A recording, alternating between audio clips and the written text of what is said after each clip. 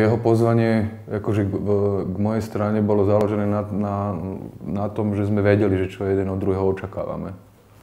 A ak sa pýta, že na projekt, to v podstate ani nešlo o projekt. Išlo o to, že analyzovať budovu, ktorá by bola vhodná na tento typ inštitúcie. A s tým, že ja som si s Andrejom aj s tými pracovníkmi tej nocky prešiel od spodu až po vrch.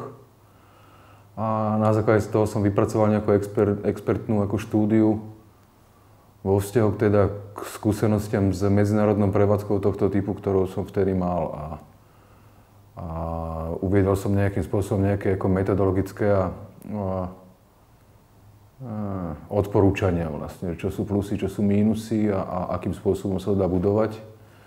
Ale k tomu, aby sa vypracovalo to, čo teda by sme mohli nazvať projektom, k tomu nikdy nedošlo. Moje výsledky tej mojej expertízy boli ambivalentné, lebo tú budovu ja dodnes pokladám síce, akože má strašne zaujímavú symbolickú hodnotu, má vynikajúcu polohu, ale pre nejaké štandardy akože výkonu tejto produkcie nie je vhodná, to je bez debát.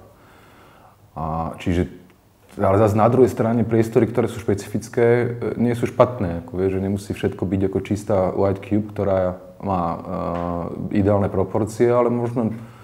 Čiže v tomto ohľade ja som aj doteraz mám takú ako nevyjasnený pohľad na túto vec.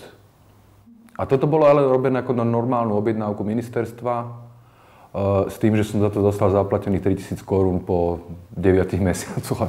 8. krát sa pýtania, lebo to už vtedy mi pripadalo byť vulgárne, že takúto činnosť pre ministerstvo robiť zadarmo. Akože to bolo úplne niečo šialené. Ja v princípe súhlasím že s tou situáciou v tom zmysle, že áno, nastala tam taká situácia, že Andrej a teda ministerstvo prizvalo ešte Miroslava Marceliho a tak ďalej a vytvorili sme tam síce individuálnymi vstupmi, ale vytvorili sme tam nejakú, nie hegemonickú, ale nejakú väčšinovú zostavu, čo je ako v poriadku, čiže tie námietky boli v poriadku, ale tie určite nevychádzali z toho, že my by sme chceli vytvoriť nejakú hegemóniu a urobiť nejaký takeover nad ministerstvom alebo nejakou inštitúciou tohoto typu. A k tomuto sa jasne vyjadroval ako môj projekt, akože tá expertíza s tým, že takéto inštitúcie musia byť robené jedne konkurzovo a každý post musí byť obsadzovaný konkurzovo. A jediné, čo môže byť na tom prekerné, je to, ako sa zostavujú komisie. To znamená, že kto bude hodnotiť tých ľudí, ktorí budú nakoniec na tých postoch, povedzme šéf-kurátor. Ale v tomto ohľade ja som navrhoval, že aj tie komisie musia byť medzinárodné. Čiže keď už k tomu dojde, že je nejaký organigram nejakej inštitúcie a tie jednotlivé posty musia byť zostavované, tak to už potom musí prejsť kompletne otvorene a musí to byť ako v štandardných ako konkurzných jednaniach. Takže ja si pamätám, že myslím, že my sme mali 2 alebo 3 stretnutia. A že to bolo maximálne nezaujímavé a že to bolo neproduktívne. A že niektoré, samozrejme, že tam ako náhle dáš dokopy nejakú komisiu na Slovensku, tak vždycky tam vznikajú frakcie. To nehovorím, že len na Slovensku, to všade akože vznikajú tie frakcie. A nejaká frakcia už mala pocit, že nemenovaná, že už má jasné v tom, že kto má byť tam riaditeľ a kto tam má byť šéf-kurátor a tak ďalej a tak ďalej. A to bolo samozrejme nonsens. A myslím, že nakoniec to celé rozpadlo. Akože to už som potom nesledoval. A už som nemal ani záujem v tom fungovať nejakým spôsobom. Ja si myslím, že toto je nesprávna ekonomia. Vieš. Kvôli tomu, že ako v slovenskej realite, ak sa niečo založí, tak v perspektíve 50 rokov sa nezaloží nič nové. Nič sa nedostaví, alebo prachy nejsú.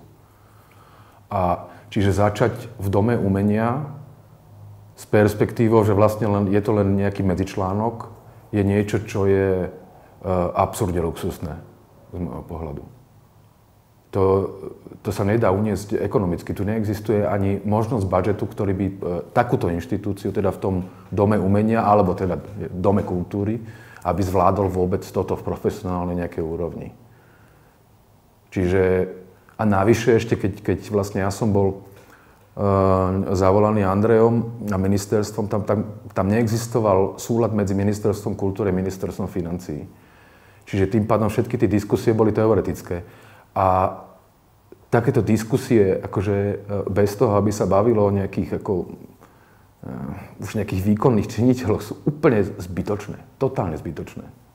Prvá otázka, akože, ktorú si treba zodpovedať, je to, že o čom hovoríme. Ak hovoríme o tejto budove a o tej budove, ktorá asociuje možné využitie pre prevádzku súčasného umenia v tých intenciách, čo zase asociuje akože ten názov Kunsthalle, to znamená, že inštitúcia, ktorá prezentuje medzinárodné umelecké projekty, čo teda na Slovensku, čoho je na Slovensku teda strašne málo a teda asi z tejto absencie alebo z takejto potreby vychádzala aj celá tá iniciatíva, tak potom sa musíme zaoberať tým, aký typ inštitúcie je najvhodnejší pre túto budovu, keď to teda vychádza z toho architektonického. Čož teda asi není najšťastnejšie. Ale keď už to tak je, tak to sa samozrejme dá, nie je to vylúčené. Druhá potom otázka je tá, že ak sa bavíme o tom, že chýba nám tu určitý formát umeleckej prevádzky alebo umeleckej produkcie, tak potom by sme sa mali oprostiť od nejakej existujúcej ako architektonickej domény, ktorú máme. A mala by tá hierarchia byť predsa úplne iná. Malo by to byť tak, že prv sa vytvorí ten ideálny ako organigram inštitúcie a k tomu sa nejakým spôsobom vytvára potom to architektonické zobrazenie alebo tá architektonická báza, tak ako sa tomu štandardne deje.